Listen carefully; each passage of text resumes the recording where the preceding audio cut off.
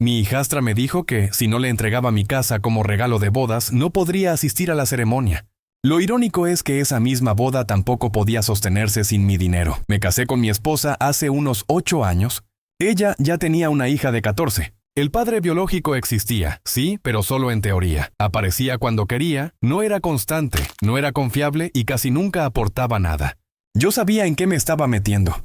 No tenía hijos propios y nunca llegué con la fantasía de convertirme en el salvador de nadie. Solo pensé que, si iba a compartir mi vida con mi esposa, lo correcto era tratar de llevarme bien con su hija, pero ella nunca fue cercana conmigo. No puedo decir que me odiara abiertamente, porque no era así. Me toleraba. Era educada de esa manera fría que tienen algunos adolescentes cuando saben que deben comportarse bien para no causar problemas. Un saludo, una respuesta breve, una sonrisa de compromiso y nada más. Con los años, la relación no mejoró demasiado. Cuando se comprometió con su novio, yo apenas lo conocía. Lo había visto unas pocas veces. Parecía un tipo callado, sin mucho que decir. Y yo tampoco era de meterme en la vida amorosa de mi hijastra. Si ella quería casarse, era su decisión. Lo que sí acepté fue ayudar con la boda. Mi esposa habló conmigo en privado y me dijo que, como madre de la novia, sentía una responsabilidad enorme. Me pidió apoyo económico. Yo acepté. Ella se mostró agradecida y luego su hija me escribió un mensaje bastante correcto. Me agradeció por ayudar y dijo que significaba mucho para ella. En ese momento pensé que quizá las cosas podían mejorar. Me equivoqué. La planificación empezó y casi de inmediato el presupuesto comenzó a inflarse. Primero fue el local. El lugar que entraba dentro de lo acordado ya no le parecía suficiente. Luego vino el catering porque el paquete estándar no estaba a la altura. Después apareció el fotógrafo de sus sueños, que costaba casi el doble del que habían elegido al inicio. Cada nuevo gasto me llegaba a través de mi esposa. Ella lo decía como si solo estuviera informándome, pero el mensaje real era claro: necesitaban más dinero. Y yo, por mantener la paz, fui cediendo. Un extra por aquí, un depósito por allá.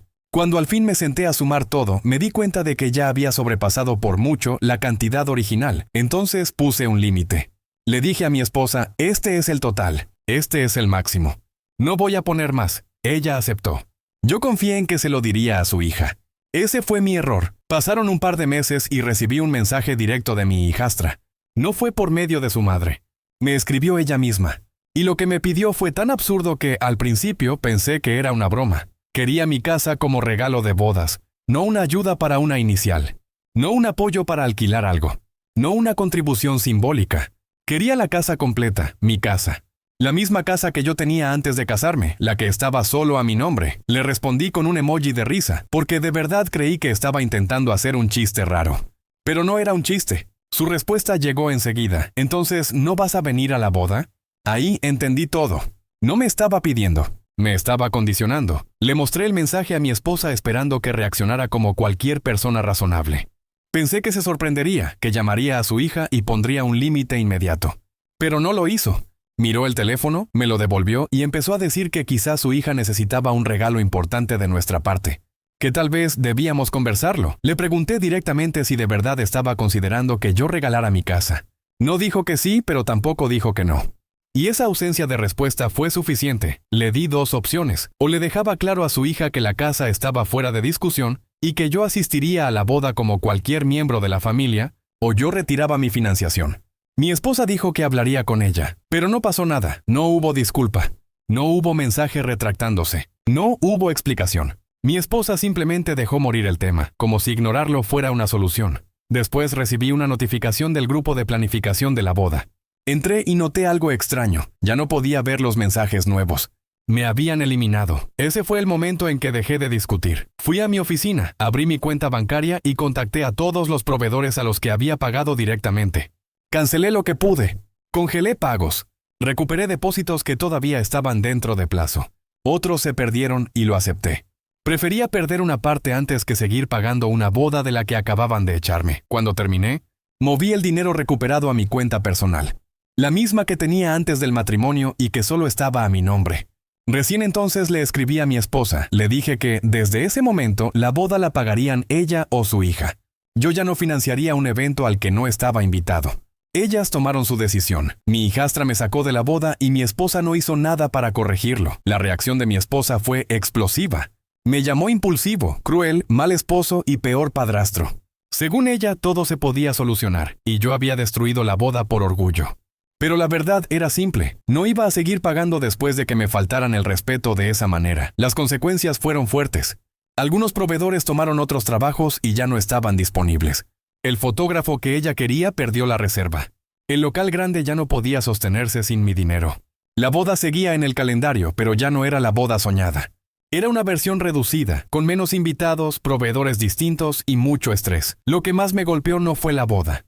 Fue ver que mi esposa no recapacitaba. Yo esperaba que, en algún momento, entendiera lo absurdo de la exigencia de su hija. Pero nunca llegó ese momento. Y cuando alguien no puede defenderte ante una falta de respeto tan grande, empiezas a preguntarte si todavía hay matrimonio que salvar. Para aclarar algo importante, la casa siempre estuvo a mi nombre. Mi esposa y su hija se mudaron allí después de que nos casáramos. No era un palacio, pero era mi hogar. Y no se regala un hogar como si fuera un electrodoméstico de lista de bodas. Capítulo 2. Actualización. Pasaron un par de meses desde que conté lo ocurrido. La boda seguía técnicamente en pie, pero todo se estaba desarmando poco a poco. Ya no avanzaba por ilusión, sino por terquedad. El primer problema fue la lista de invitados. Habían planeado una boda grande, con más de 150 personas, y al principio se negaban a reducirla. Pero el nuevo lugar no tenía capacidad para tanta gente. No importaba cuánto lo intentaran adornar. Simplemente no entraban todos. Así empezó el recorte. Personas que ya habían sido invitadas, algunas incluso con planes de viaje hechos, empezaron a recibir mensajes diciendo que la boda continuaba, pero sin ellas. Nadie les explicó la razón real. Nadie dijo: el hombre que pagaba la mayor parte de esto dejó de hacerlo porque intentamos quitarle su casa y luego lo sacamos de la boda. Claro, esa versión no sonaba tan bonita. La familia del novio comenzó a hacer preguntas. Él les había hablado durante meses de una gran celebración, un lugar elegante y una lista amplia de invitados. Ahora, de pronto, estaban quitando gente de la familia.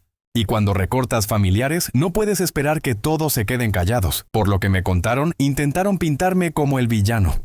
Según ellos, yo era el hombre amargado que no quería ver feliz a una pareja joven. Pero la familia del novio no compró esa versión por completo. Más bien empezaron a mirar con desconfianza a mi esposa, a mi hijastra y al propio novio, porque ellos fueron quienes prometieron una boda que no podían pagar. Mientras tanto, mi esposa y yo dejamos de vivir juntos. Ella dijo que no podía seguir compartiendo casa con un monstruo que usaba a su hija para vengarse. Yo le respondí que ese monstruo, al menos, tenía una casa, y que yo no quería vivir con una esposa que me trataba como cajero automático. Se fue a vivir con su hija diciendo que esperaba que yo recapacitara. Pero quien recapacitó fui yo. Poco después, mi abogado le envió los papeles del divorcio. De vez en cuando mi esposa me escribía para contarme el caos de la boda, como si quisiera hacerme sentir culpable. Me hablaba de proveedores perdidos, invitados molestos y decisiones de emergencia. Pero, siendo sincero, no sentí remordimiento. No porque disfrute ver problemas, sino porque todo eso fue consecuencia de sus propias decisiones. Uno de los detalles más comentados fue el vestido. Mi hijastra había encargado un vestido personalizado al inicio de la planificación. Parte del depósito salió del dinero que yo había aportado. El vestido quedó listo, pero faltaba pagar el saldo final. Como no pudieron hacerlo, la tienda lo retuvo y luego lo vendió a otra persona. También hubo problemas con amistades del novio. Uno de sus amigos fue eliminado de la lista cuando tuvieron que reducir invitados. No se quedó callado. Le dijo al novio que la manera en que estaban manejando todo decía mucho de ellos. Por lo que supe, esa amistad terminó ahí. En resumen, la boda todavía existía en teoría, pero en la práctica se había convertido en una cadena de pérdidas, discusiones y vergüenza. No parecía el mejor punto de partida para un matrimonio. Capítulo 3. Actualización 2. La fecha original de la boda llegó. Y no hubo boda, ni la versión grande, ni la versión reducida, nada. El compromiso también terminó. 2 semanas antes de la fecha, cuando todavía no tenían un lugar bien resuelto y la planificación era un desastre, el novio decidió romper todo. No estuve allí para ver lo que pasó, pero tengo una teoría bastante clara. Desde que mi esposa se mudó con su hija, el novio pudo ver de cerca lo que le esperaba. Esas dos mujeres bajo el mismo techo debieron mostrarle su futuro con más claridad que cualquier advertencia. A eso se sumó la presión del dinero, la boda cayéndose y las discusiones. Al final abrió los ojos. Voy a llamar al exnovio Edgar para hacerlo más simple. Después de terminar el compromiso, Edgar se puso en contacto conmigo. No lo hizo por bondad. Lo hizo por despecho, para golpear a su ex y a mi esposa donde más doliera. Pero lo que me contó fue importante. Edgar sabía que ellas querían mi casa como regalo. Lo que yo no sabía era el verdadero plan. Según él, mi hijastra y mi esposa no pensaban vivir en esa casa después de la boda. La idea era que yo pusiera la propiedad a nombre de mi hijastra, y luego mi esposa se divorciaría de mí. Después, la hija dejaría que su madre viviera allí. Mi esposa sabía que la casa no formaba parte de los bienes del matrimonio, así que necesitaba que yo la entregara voluntariamente antes de iniciar el divorcio. El plan original era pedir la casa después de la boda, cuando yo ya hubiera pagado todo. Si me negaba, no importaba. El dinero de la boda ya estaría gastado. Pero mi hijastra se adelantó. No quería que yo asistiera a la ceremonia y decidió exigirme la casa antes de tiempo. No entendía que todavía había pagos pendientes y que yo aún podía cancelar varias cosas. Su impaciencia me salvó de perder mucho más. Edgar también aceptó dar su testimonio para el proceso de divorcio. Mi esposa llevaba meses pidiendo pensión conyugal.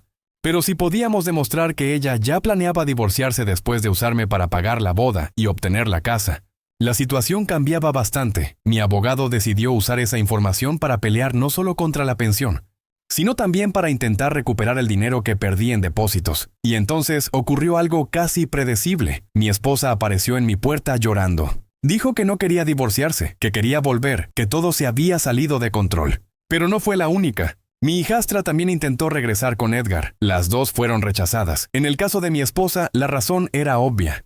Ya no confiaba en ella. En el caso de mi hijastra, la historia fue todavía más ridícula. Después de que Edgar la dejó, ella intentó salir con uno de sus amigos. El amigo la rechazó y se lo contó a Edgar. Eso terminó de empujarlo a contarme todo lo que sabía. Mi abogado cree que, con el testimonio de Edgar y algunas pruebas adicionales, el divorcio podría avanzar a mi favor.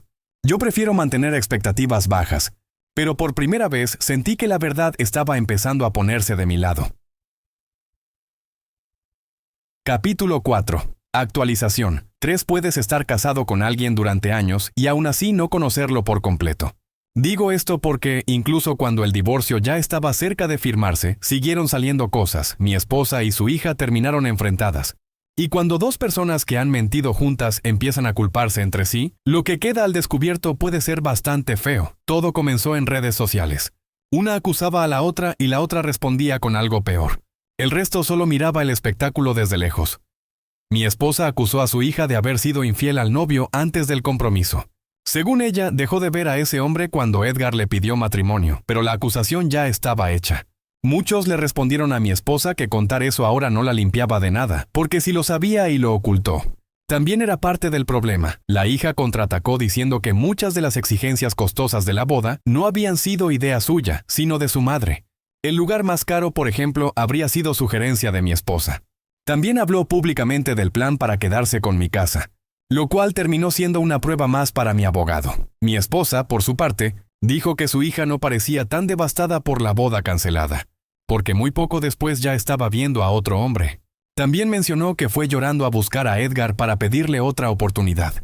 La hija respondió recordándole que ella había hecho exactamente lo mismo conmigo, pero la acusación más fuerte fue otra. La hija dijo que ni siquiera sabía con certeza quién era su verdadero padre.